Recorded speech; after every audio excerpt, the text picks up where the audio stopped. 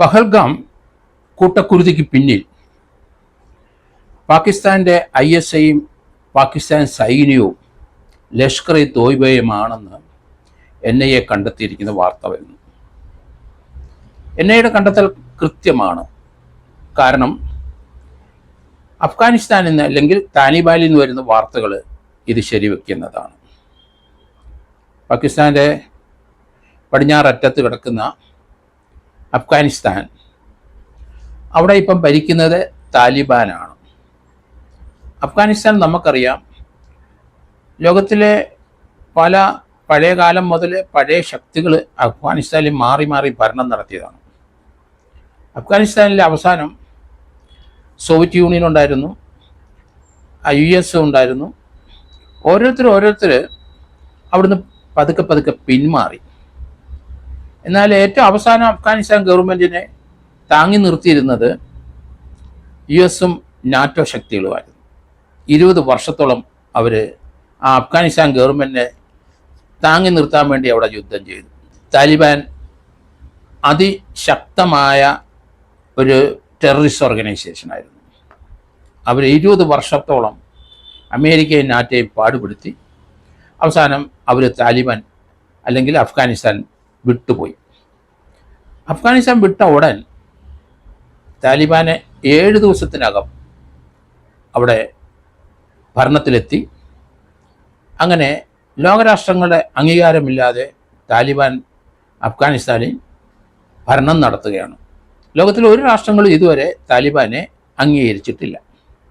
പക്ഷേ താലിബാൻ പഹൽഗാമിലെ നമ്മുടെ ആക്രമണം കഴിഞ്ഞ ഉടനെ പാകിസ്ഥാന് എതിരായിട്ട് സംസാരിച്ചു, ഇന്ത്യക്കൊപ്പം നിന്നു. ഇന്ത്യയുടെ എംബസിക്ക് ഉടൻ തന്നെ താലിബാന് അവിടെ സംരക്ഷണം ഏർപ്പെടുത്തി. അത് ഇന്ത്യക്കാർക്കും അവർ സംരക്ഷണം ഏർപ്പെടുത്തി. ആ വിവരം ഇന്ത്യയെ അറിയിക്കുകയും ചെയ്തു. അതാണ് ഇപ്പം കൂടുതലായിട്ട് നമ്മൾ ചർച്ച ചെയ്യേണ്ടത്. കാരണം താലിബാന് പാകിസ്ഥാൻ്റെ പടിഞ്ഞാററ്റത്ത് സ്ഥിതി ചെയ്യുന്ന, അല്ലെങ്കിൽ കാബൂൾ പാകിസ്ഥാനോട് ചേർന്ന് സ്ഥിതി ചെയ്യുന്ന സ്ഥലമാണ്. അവിടെ ഏകദേശം 30 ലക്ഷം അഭയാർത്ഥികൾ അഫ്ഗാനിസ്ഥാൻ്റെ യുദ്ധസമയത്ത് അവർ പാകിസ്ഥാനോട് ചേർന്നുള്ള പ്രവിശ്യയിലായിരുന്നു. ആ 30 ലക്ഷം അഭയാർത്ഥികളും അത് പഷ്തൂൺ ഏരിയ ആണ്. പഷ്തൂൺ ഏരിയ എന്ന് പറഞ്ഞത് പാകിസ്ഥാനും അതുപോലെ തന്നെ താലിബാൻ അല്ലെങ്കിൽ അഫ്ഗാനിസ്ഥാനും ഇടയിൽ കിടക്കുന്ന പ്രദേശങ്ങളാണ്. അത് പണ്ട് മുതൽ 1875 ബ്രിട്ടീഷുകാർ അവിടെ ഭരിക്കുന്ന സന്ദർഭത്തിൽ തന്നെ അതൊരു അതിർത്തി, അഫ്ഗാനിസ്ഥാനും പാകിസ്ഥാനും ഒരു അതിർത്തി നിശ്ചയിച്ചു. അതിൻ്റെ പേരാണ് ഡൂറൻഡ് ലൈൻ ഓഫ് കൺട്രോൾ. ആ അഫ്ഗാനിസ്ഥാൻ ഏകദേശം 2640 കിലോമീറ്റർ ദീർഘത്തിലാണ് ആ അതിര് കിടക്കുന്നത്. പാകിസ്ഥാനും താലിബാനും തമ്മിൽ ഇൻ ബിറ്റ്വീൻ കിടക്കുന്ന അതിർത്തി രേഖയ്ക്കാണ് ഡൂറൻഡ് എന്ന് പറയുന്നത്. 1875 സ്ഥാപിച്ചതാണ്. അപ്പോൾ ആ പ്രദേശത്തിലെ ഒരു പ്രത്യേക കമ്മ്യൂണിറ്റിയാണ് അവർ പഷ്തൂൺ ഏരിയ അല്ലെങ്കിൽ പഷ്തൂൺ കമ്മ്യൂണിറ്റി. അവിടെ താലിബാനിലെ അല്ലെങ്കിൽ അഫ്ഗാനിസ്ഥാനിലെ യുദ്ധം നടന്നപ്പോൾ 30 ലക്ഷം ജനങ്ങൾ പാകിസ്ഥാൻ ഭാഗത്തേക്ക് കയറിക്കിടക്കുകയാണ്. നമ്മുടെ ഈ പഹൽഗാം അക്രമത്തിന് തൊട്ട് മുമ്പ്, ഒരാഴ്ച മുമ്പ്, ഈ 30 ലക്ഷം ജനങ്ങളെ പാകിസ്ഥാൻ്റെ ഭാഗത്ത് കിടക്കുന്നവരെ അവരെ അടിച്ച് പുറത്താക്കി താലിബാനിലേക്ക് പറഞ്ഞു വിട്ടു എന്നുള്ളതാണ്. UN അവിടെ 10 ലക്ഷം പേർക്ക് എല്ലാ സൗകര്യങ്ങളും ചെയ്തു കൊടുക്കുന്നുണ്ട്.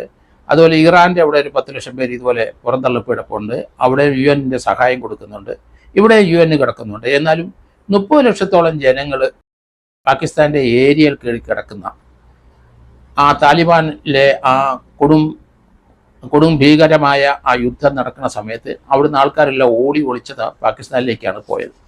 അന്ന് പാകിസ്ഥാൻ താലിബാനെ സപ്പോർട്ട് ചെയ്തുകൊണ്ടിരുന്നു. പക്ഷേ ഇന്ത്യക്ക് മേലെ ഈ അക്രമം വന്നു കഴിഞ്ഞപ്പം താലിബാന് പാകിസ്ഥാന് എതിരായി.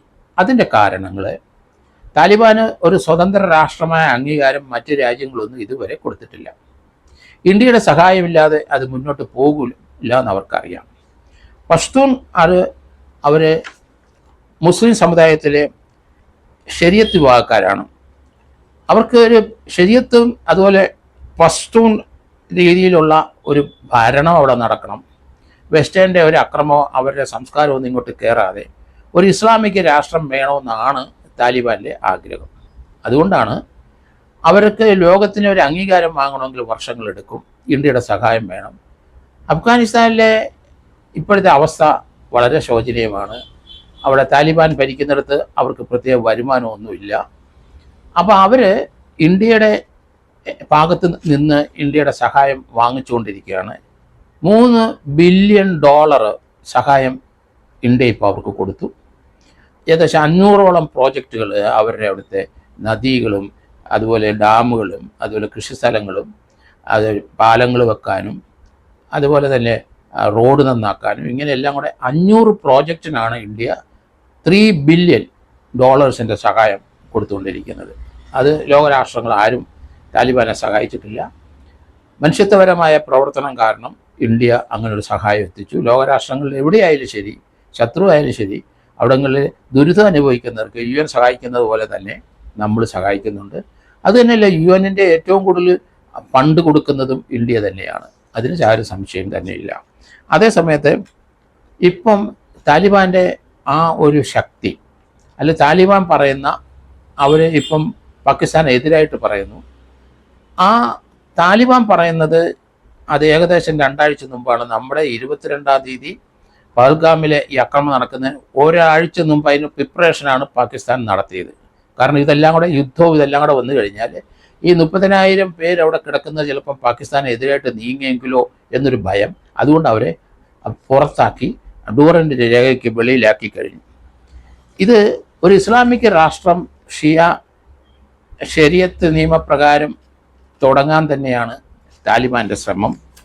എന്തായാലും ഇപ്പോഴത്തെ പരിസ്ഥിതിയിൽ അവരുടെ ആ നീക്കം അവർ ഇന്ത്യക്ക് സപ്പോർട്ട് ചെയ്ത് വളരെയധികം ഗുണം ഇന്ത്യക്ക് ചെയ്യും. കാരണം റഷ്യ നമ്മൾ സഹായത്തിന് വന്നു കഴിഞ്ഞു. കുറേ ഷോർട്ട് റേഞ്ചിലുള്ള മിസൈൽസ് നമുക്ക് തന്നു. നമുക്ക് പല ആയുധങ്ങളും അവർ തരുന്നുണ്ട്. അതുപോലെ തന്നെ ഫ്രാൻസിൽ നിന്ന് നമുക്ക് കുറേ ഫ്ലൈറ്റുകൾ, യുദ്ധത്തിന് സമാനമായ രീതിയിലുള്ള ചില ഫ്ലൈറ്റുകൾ നമുക്ക് തന്നു കഴിഞ്ഞു. അങ്ങനെ ലോകത്തിലെ പല നമ്മളോട് ഇഷ്ടമുള്ളവരൊക്കെ പലരും സഹായങ്ങൾ എത്തിച്ചു കഴിഞ്ഞു നമുക്ക്, ആയുധ സഹായങ്ങൾ. ഇന്ത്യൻ മണ്ണിൽ നിന്ന് പാകിസ്ഥാനെ അല്ലെങ്കിൽ ISIയെ അല്ലെങ്കിൽ പാകിസ്ഥാൻ പട്ടാളം തുരത്തിയേ പറ്റുള്ളൂ.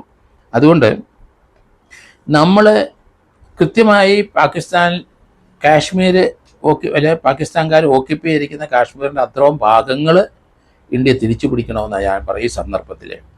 കാരണം ഇതുപോലെയുള്ള പ്രശ്നങ്ങൾ ഇനി അവിടെ ഉണ്ടാകില്ല. അത് ഇന്ത്യയുടെ ഭാഗം തന്നെയാണെന്നാണ് ഞാൻ പറയുന്നത്. കാരണം നേരത്തെ ഈ സ്ഥലം ഇന്ത്യ സ്വാതന്ത്ര്യം പ്രാപിച്ചപ്പം നമ്മളിലേക്കാണ് കാശ്മീരിലെ മഹാരാജ് നമ്മുടെ ഇന്ത്യൻ യൂണിയനോട് ചേർന്ന വ്യക്തിയാണ്. അന്ന് പാകിസ്ഥാൻ പിടിച്ചെടുത്ത ഒരു 2-3 ചെറിയ പ്രൊവിൻസ് ഉണ്ട്.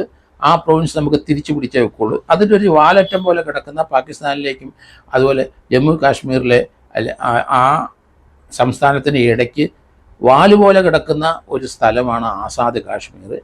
ആസാദ് കാശ്മീർ കിടക്കുന്നത് വലിയ ദൂഷ്യം ചെയ്യും നമുക്ക്. പക്ഷേ അത് പാകിസ്ഥാനുമായിട്ട് അടുപ്പമുള്ള സ്വതന്ത്രമായ ഭരണം നടക്കുന്ന ഒരു പ്രദേശം തന്നെയാണ്. പക്ഷേ അവിടെയുള്ളവർ ഉറുദു സംസാരിക്കുന്ന 40 ലക്ഷത്തോളം വരുന്ന ആ ഒരു ഭാഗം കാശ്മീരിൻ്റെ ഭാഗമായി കഴിഞ്ഞെങ്കിൽ മാത്രമേ നമുക്ക് സ്വസ്ഥമായിട്ട് ഇന്ത്യക്കാർക്ക് മുന്നോട്ട് പോകാൻ കഴിയുള്ളൂ എന്നാണ് എൻ്റെ ഒരു നിരീക്ഷണം. ഏതായാലും അഫ്ഗാനിസ്ഥാനിൽ നേരത്തെ അറിയാം, അവിടെ ഗ്രീക്ക് ഭരിച്ചുകൊണ്ടിരുന്നത്, പേർഷ്യൻ ഭരിച്ചുകൊണ്ട് ആക്രമണം ഉണ്ടായി, റൊമാൻസ് ഉണ്ടായി, അതുപോലെ തന്നെ അറബ് ഭരിച്ചു, മംഗോളിയൻ അവിടെ ഭരിച്ചു. അവിടെ ഭരണത്തിൽ പലവരും മാറി മാറി ആ അഫ്ഗാനിസ്ഥാൻ കയ്യേറി അവിടെ ഭരണം നടത്തിയവരാണ്. ഏറ്റവും അവസാനം അവിടെ US-ഉം അവിടെ നാറ്റോയും മാത്രമാണ് അഫ്ഗാൻ ഗവൺമെൻറ്റിനെ സഹായിച്ചുകൊണ്ടിരുന്നത്. ഇപ്പം കാര്യങ്ങളെല്ലാം മാറി മറിഞ്ഞു. ഇന്ത്യയുടെക്ക് ഇപ്പം എന്തുകൊണ്ടാണ് പലരും പറയുന്നത് ഇന്ത്യ കടന്നാക്രമിക്കുന്നില്ല? കാരണം 22-ാം തീയതിയാണല്ലോ നമ്മൾ ഇന്ത്യയിലെ ആ പാകിസ്ഥാൻ ഭീകരർ വന്ന് ആക്രമിച്ചത്. ഏകദേശം 11-12 ദിവസം കഴിഞ്ഞിരിക്കുന്നു. എന്തുകൊണ്ട് നമ്മൾ പ്രത്യാക്രമണം ചെയ്യുന്നില്ല എന്ന് പലരും ചോദിച്ചു തുടങ്ങി. പല രാഷ്ട്രീയ പാർട്ടികളും ആ വിഷയം എടുത്തിരുന്നുണ്ട്.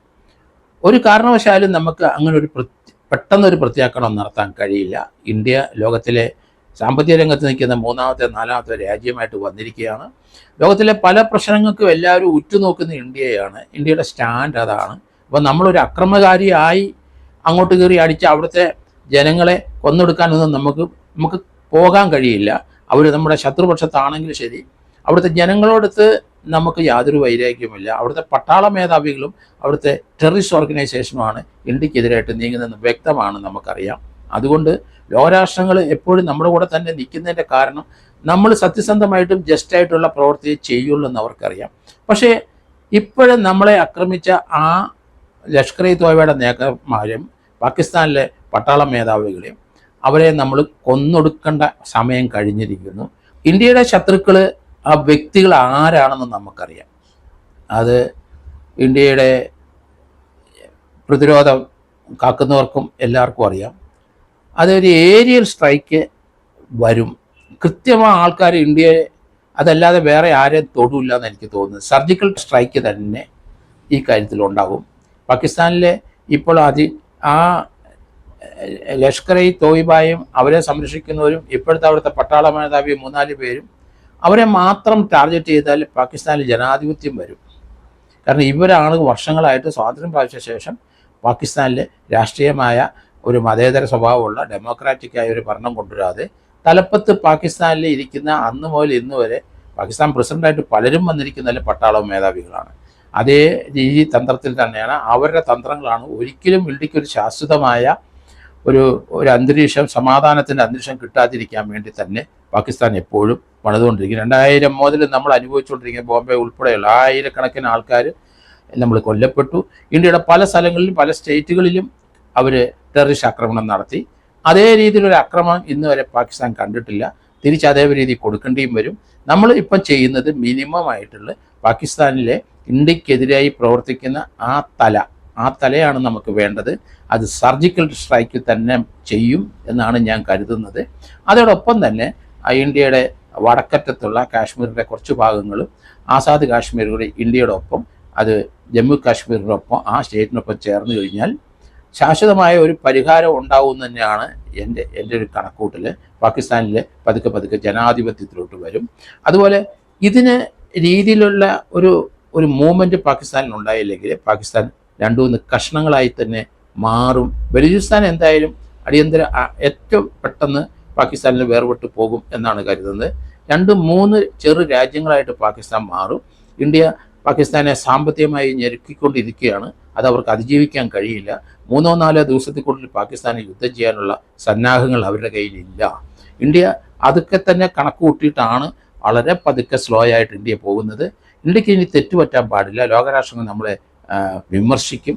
അതുകൊണ്ട് ഇന്ത്യക്കാർ കൗണ്ടർ അറ്റാക്ക് ചെയ്തില്ല എന്ന് വിചാരിച്ച് നമ്മൾ അകുലപ്പെടുത്തേണ്ട ആവശ്യമില്ല. നമ്മൾ കൃത്യമായി വെയിറ്റ് ചെയ്യുക. കൃത്യമായ രീതിയിൽ പതുക്കെ നമ്മൾ നീങ്ങി തുടങ്ങിയിട്ടുണ്ട്. അങ്ങനെ ചെയ്യാവുള്ളൂ. സാമ്പത്തികമായിട്ട് അവരെ ഞെരുക്കി അവരെ തളർത്തിയ ശേഷം മാത്രം സർജിക്കൽ സ്ട്രൈക്ക് ചെയ്ത് മറ്റു ഭാഗങ്ങളും പിടിച്ചെടുത്തു കഴിഞ്ഞാൽ ഇന്ത്യ സേഫ് ആവുമെന്നാണ് എൻ്റെ ഒരു കണക്കുകൂട്ടൽ.